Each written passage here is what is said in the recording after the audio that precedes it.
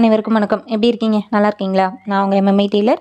இன்றைக்கி நம்ம வீடியோவில் நம்மளுடைய சப்ஸ்கிரைபருடைய கொஸ்டின் தான் வந்து பார்க்க போகிறோம். அதுக்கு என்ன ஆன்சர் அப்படிங்கிறதையும் நம்ம வந்து பார்க்கலாம். இப்போ ஃபஸ்ட்டு அவங்க என்னென்ன கொஸ்டின் கேட்டிருக்காங்க அப்படிங்கிறத பார்த்துக்கலாம். சத்யா பாண்டியன் அப்படிங்கிறவங்க 3 கொஸ்டின் வந்து கேட்டிருக்காங்க. அது என்னென்னு பார்த்தீங்கன்னா, அளவு ப்ளவுஸ் வந்து புல்வாயில் ப்ளவுஸ் வந்து தர்றாங்க. அதை வச்சு கட்டிங் பண்ணும்போது ப்ளவுஸ் வந்து இழுக்க இழுக்க நீண்டு வருது. இதை எப்படி வெட்டுறது அப்படின்னு கேட்டிருக்காங்க. ரெண்டாவது கொஸ்டின் வந்து சுடிதார் தைத்து போடும்போது ஷோல்டர் வந்து இறங்குது, எந்த பக்கம்னா கை பக்கமாக இறங்கி வருது அப்படின்னு சொல்லியிருக்காங்க. அடுத்து வந்து ப்ளவுஸ் போட்ட கொஞ்சம் நேரம் கழித்து முன்கொக்கி வந்து கலண்டு போகுது, அதற்கு என்ன காரணமாக இருக்குமா அப்படின்னு சொல்லி கேட்டிருக்காங்க. இந்த 3 கொஸ்டினுமே வந்து ஒருத்தரே வந்து கேட்டிருக்காங்க. நாலாவது ஒரு கொஸ்டின் வந்து கிரேசி சூர்யா அப்படிங்கிறவங்க கேட்டிருக்காங்க. அவங்க என்ன கேட்டிருக்காங்க அப்படின்னு பார்த்தீங்கன்னா, 4 மடித்து போட்டு கட் பண்ணுறதுக்கும் பேக் அண்ட் ஃப்ரண்ட்டு தனித்தனியாக கட் பண்ணுறதுக்கு இந்த 2 மெத்தடில் எந்த மெத்தடு பெஸ்ட்டு, எந்த மெத்தடை ஃபாலோ பண்ணுறது அப்படின்னு சொல்லி கேட்டிருக்காங்க.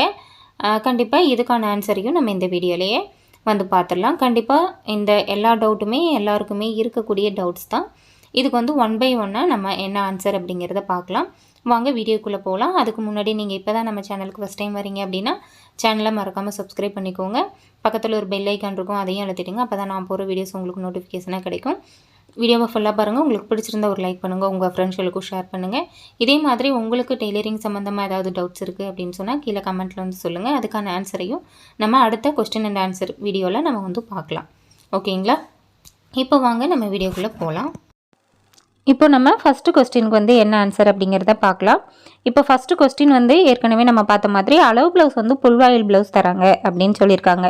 இப்போ எப்பயுமே நம்ம அளவு ப்ளவுஸ் வாங்கும்போது நார்மல் ப்ளவுஸுக்கு நார்மல் ப்ளவுஸு, லைனிங் ப்ளவுஸுக்கு லைனிங் ப்ளவுஸ் வாங்கணும். அப்படி வாங்கும்போதுமே நமக்கு சரியான அளவில் இருக்கிறத நம்ம வாங்கணும். சில ப்ளவுசஸில் வந்து பார்த்திங்கன்னா ரொம்ப நாளைக்கு முன்னாடி தைச்சதாக இருக்கும், இல்லைன்னா ரொம்ப டேமேஜான ப்ளவுஸாக இருக்கும். இல்லை அப்படின்னா ஒரு 4-5 வருஷத்துக்கு முன்னாடி தைச்ச ப்ளவுஸ் அப்படின்னா அவங்களுக்கு வந்து இப்போ அதை போடும்போது சரியாக இருக்குமா அப்படிங்கிறது தெரியாது. அதனால எப்பயுமே அளவு ப்ளவுஸ் வாங்கும்போது அவங்க ரெகுலராக யூஸ் பண்ணிகிட்டு இருக்க ப்ளவுஸு, இப்போ ரீசெண்டாக யூஸ் பண்ணிகிட்டு இருக்க ப்ளவுஸு அவங்களுக்கு சரியான அளவில் இருக்கிற ப்ளவுஸாக நீங்கள் வந்து வாங்கிக்கோங்க. அடுத்தது வந்து இவங்க கேட்டிருக்கிறது வந்து புல்வாயில் ப்ளவுஸ் தராங்க. புல்வாயில் அப்படிங்கிறது வந்து நமக்கு இழுக்க அது வந்து இழுத்துக்கிட்டே இருக்கும். நம்ம போடும்போது டைட்டாக இருக்க மாதிரி இருக்கும், அப்புறம் போட்டதுக்கு பின்னாடி ஒரு லூஸ் கொடுக்கும்.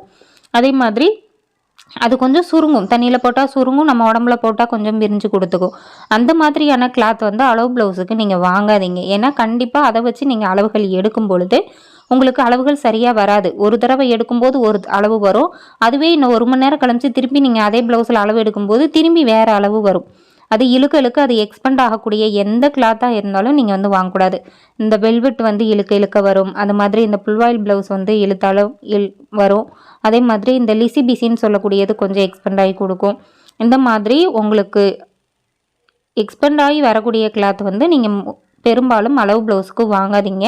அது வந்து உங்கள் போடுறதுக்கு ஈஸியாக இருக்கும், நம்ம தைக்கிறதுக்கு ஈஸியாக இருக்கும், அதே சமயம் போடுறதுக்கும் வந்து நல்லாயிருக்கும். ஆனால் அளவு எடுக்கிறதுக்கு வந்து அந்த ப்ளவுஸில் இருந்து அளவுகள் எடுக்கும்போது நமக்கு அளவுகள் சரியாக வராது. ஒன்றும் லூஸாக இருக்கும், இல்லைன்னா டைட்டாக இருக்கும் அந்த ப்ளவுஸில் அளவு எடுத்து நம்ம தைக்கும்போது. அதனால் பெரும்பாலும் நீங்கள் அதை வந்து வாங்காதீங்க.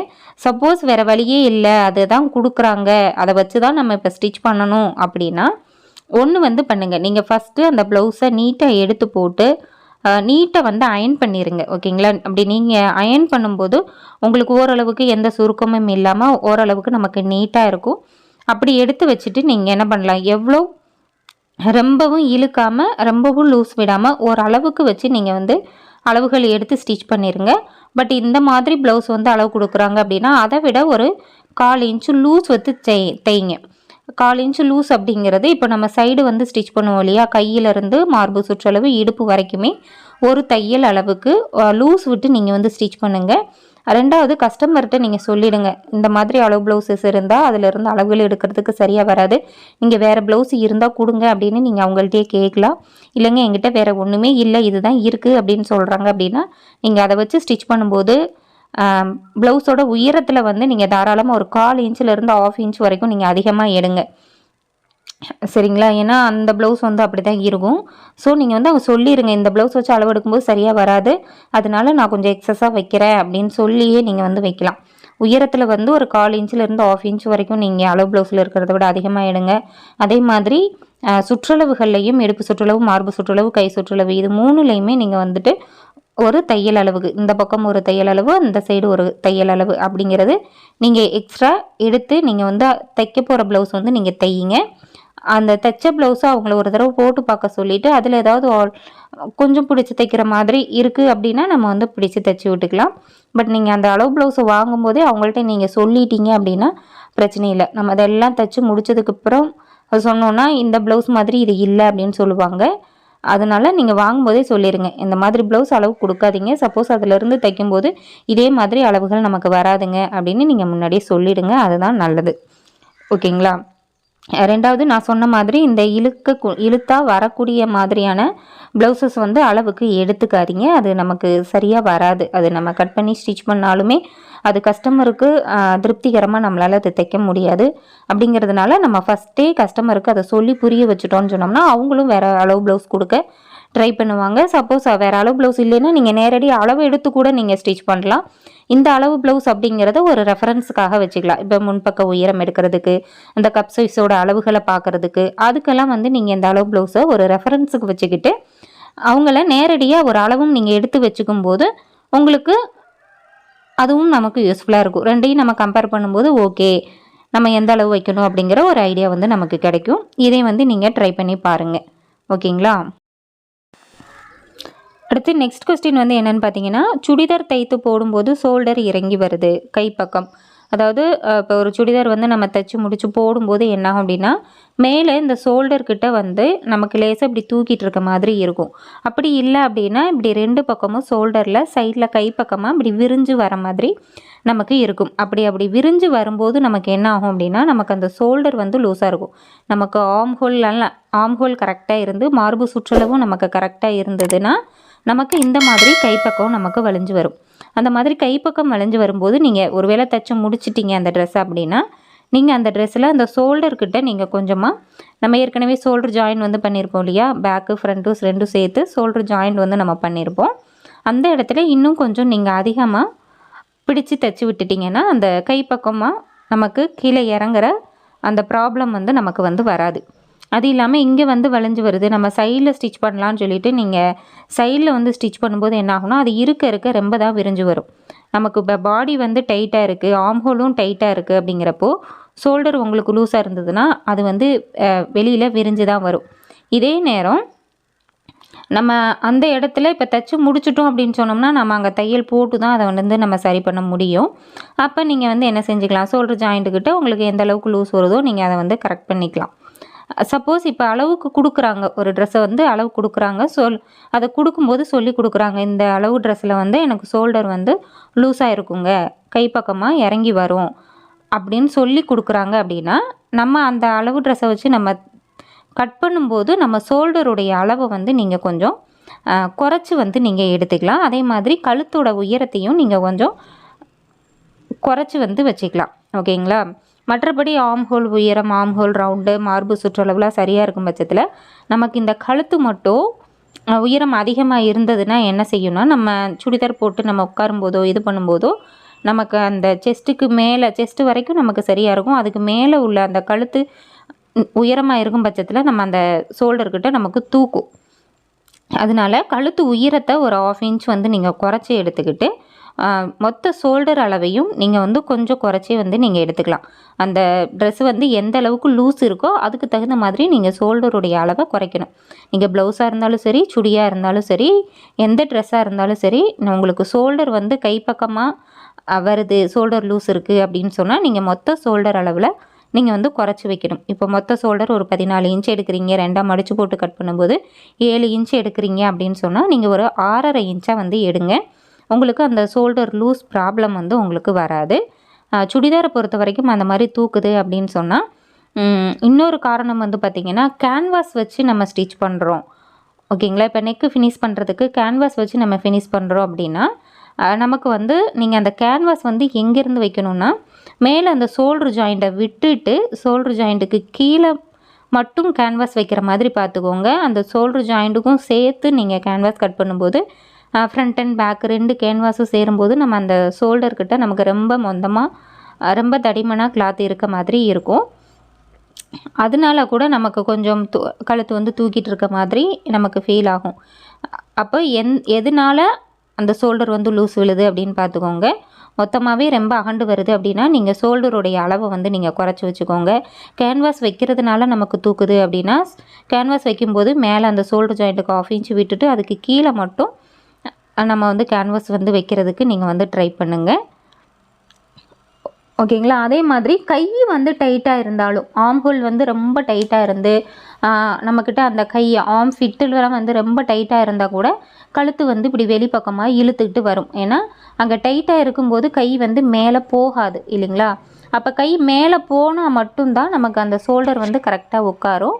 அப்போ கை நமக்கு டைட்டாக இருந்தால் கூட நமக்கு ஷோல்டர் மேலே போகாமல் கை பக்கமாக இழுத்துட்டு வர மாதிரி இருக்கும். அப்போ உங்களுக்கு கை வந்து ரொம்ப ஃபிட்டாக இருக்கா அப்படிங்கிறத பாருங்கள். சப்போஸ் உங்களுக்கு அந்த கை வந்து ரொம்ப டைட்டாக இருக்கும் பட்சத்தில் நீங்கள் ஒரு தையல் அளவை பிரித்து விட்டிங்கன்னா கை வந்து நல்லா மேலே போயிடும். அப்போ கை நல்லா மேலே போகும்போது உங்களுக்கு அந்த ஷோல்டரும் வந்து சைடில் போகாமல் இன்னும் கொஞ்சம் முன்னாடி வர்றதுக்கு வாய்ப்பு இருக்குது. அதனால் எதனால அந்த ஷோல்டர் வந்து கீழே வளைஞ்சு வருது அப்படிங்கிறத பார்க்கணும். ஒன்று கேன்வாஸு, ரெண்டாவது ஷோல்டருடைய அளவு, மூணாவது இந்த ஆர்ம் ஹோல் ரவுண்டு, அதே மாதிரி கையும் வந்து ரொம்ப டைட்டாக இருந்தால் கூட அது நமக்கு சைடில் வந்து இறங்கி வரும்.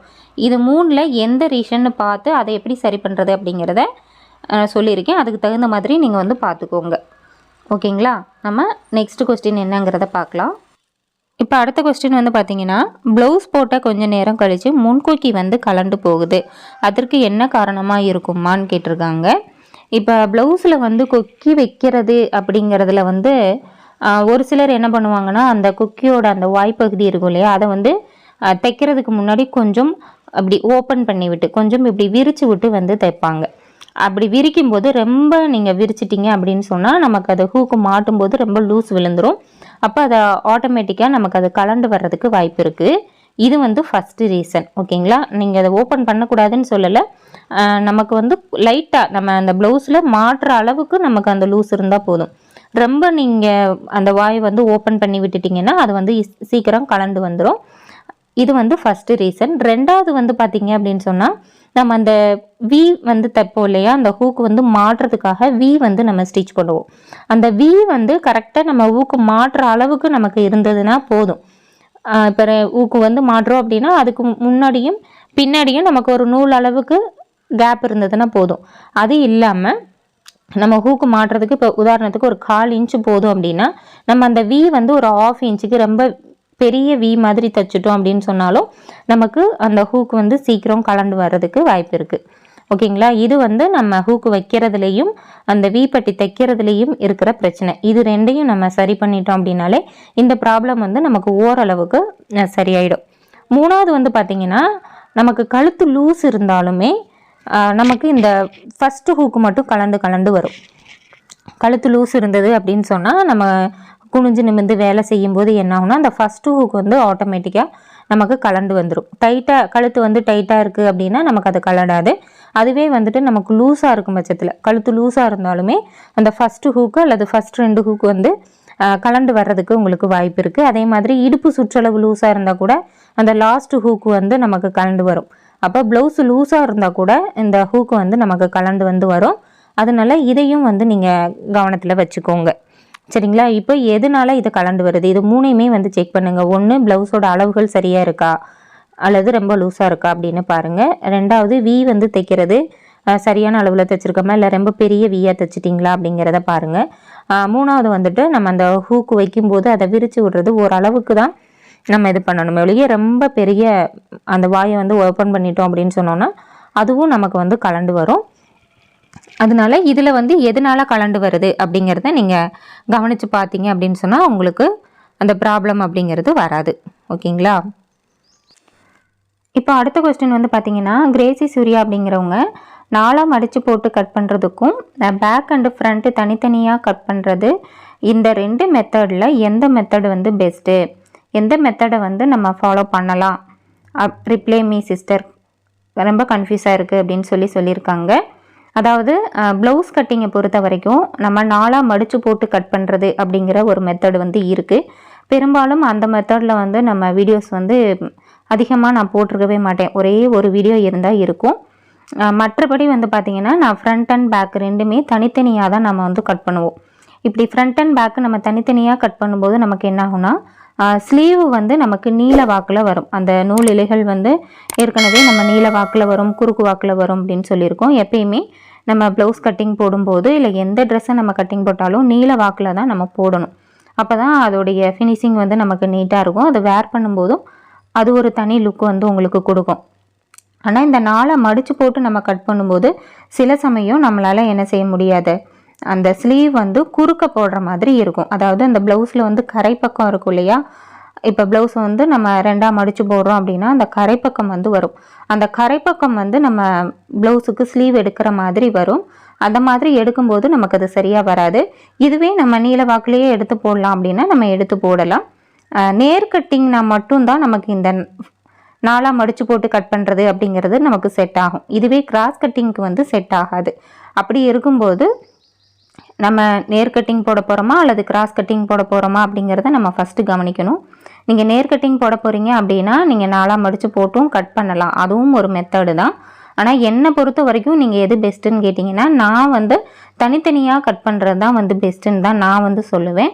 ஏன்னா நான் இது வரைக்கும் நான் அப்படி தான் கட்டிங் போட்டுட்ருக்கேன். பெரும்பாலும் நான் வந்து நாளாக மடித்து போட்டு கட் பண்ணுறது அப்படிங்கிறது கிடையாது. நம்ம நேர் கட்டிங்காக இருந்தாலும் நம்ம தனித்தனியாக கட் பண்ணலாம். கிராஸ் கட்டிங்காக இருந்தாலுமே நம்ம ஃப்ரண்ட் அண்ட் பேக் வந்து தனித்தனியாக வந்து கட் பண்ணலாம்.